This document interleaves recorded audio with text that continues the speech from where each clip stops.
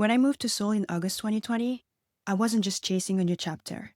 I was chasing a dream I had been carrying for years. It wasn't just a fantasy or a passing desire. It was something I had to make happen. I needed it. I needed a reset, a new rhythm, a new place where I could expand into more of who I was meant to be. I wanted this city to welcome me, to hold me through the unknown. I wanted it to be my teacher, my sanctuary, my mirror. I longed for reinvention, for depth, for a chance to rewrite my story on my own terms. From the moment I arrived, I searched for ways to feel anchored. I didn't want to just live here. I wanted to connect. In the quiet moments, I found that connection in nature, at the top of the mountain, and most powerfully, by the water. The Hangang River quickly became my sacred space, my refuge. It was where I came to speak to God in whispers and sometimes in tears. It was where I processed questions that felt too heavy to carry alone. I still remember one day, just 3 months after arriving, when I sat on the bench by the river, exhausted and unsure. I looked out at the water and asked God, how am I going to survive this? Can I really learn Korean? Will I be able to find a good job? Will I ever afford an apartment with a beautiful view? Will I truly belong here? I had no answers then, only questions. But what I didn't know was that the answers were already on their way. That God was already aligning things in my favor. That Seoul would exceed every expectations I had and blow my mind in ways I never saw coming. If I could go back and speak to that version of me, the girl by the river full of doubt and wonder, I would say, trust the process. Trust your strength. Trust your curiosity. You are not lost. You are being rerouted. This move is not just a relocation, it's divine alignment. Let yourself be led. Give yourself the gift of trying even when you're scared. And to anyone watching this, let this be a reminder. When something calls to your soul, even if it doesn't make sense, follow it. Because sometimes the places that scare you hold the pieces that will make you whole. I first came to Seoul in 2015 and again in 2016. That second visit changed everything. There was something about the rhythm of the city that felt familiar and electric at the same time. I did not know the language, I did not know the customs, but I knew this place made me feel alive. I remember walking through the neighborhoods and thinking, I could live here. I want to live here. And from that point on, I carried that knowing in my heart. I didn't know how or when, but I knew it would happen. To make the dream real, I had to do the work. I paid off my debt. I saved every penny I could.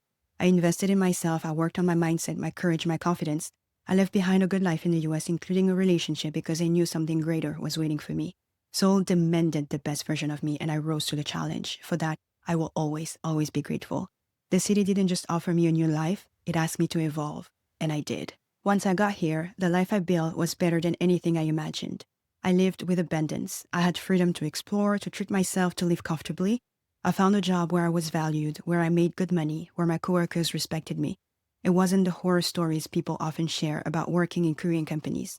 It was a place where I felt seen and capable. I looked forward to going to work, and I never took that for granted. But it wasn't just about work. I opened my heart here. I made connections that moved me, challenged me, and reminded me that my heart still beats passionately. I dated, I loved, I learned. And as I explored those relationships, I started doing the deeper work, the kind of work that reshapes your entire being.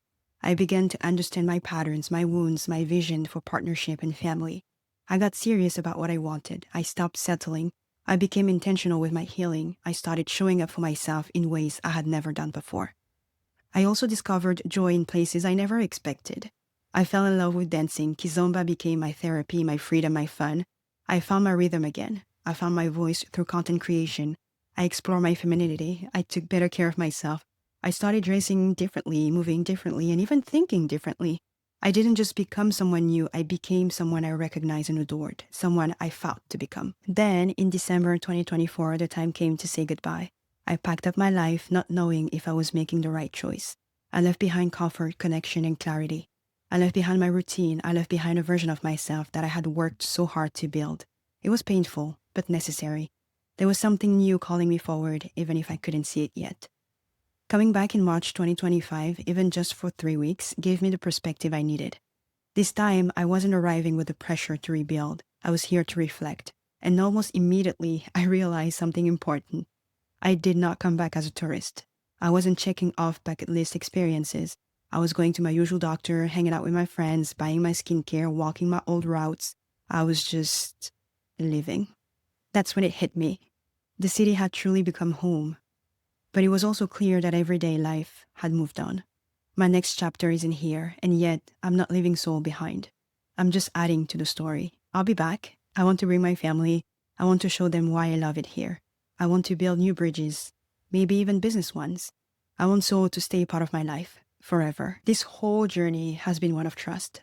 It's taught me to bet on myself, to surrender when it's time to let go, to hold on when it's time to fight, to be patient with the process. And to anyone who's dreaming of something bigger than their current life, let this be your sign. Take the leap.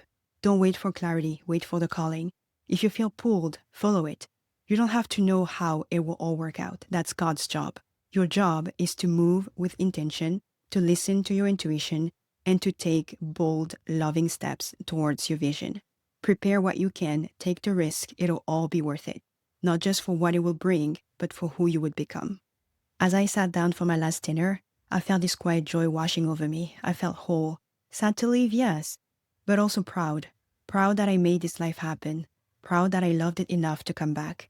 Proud that I'm living with a full heart and not an ounce of regret. And excited too, excited for what's next. Excited to return in new ways, excited to watch Seoul continue to be a thread in the fabric of my life.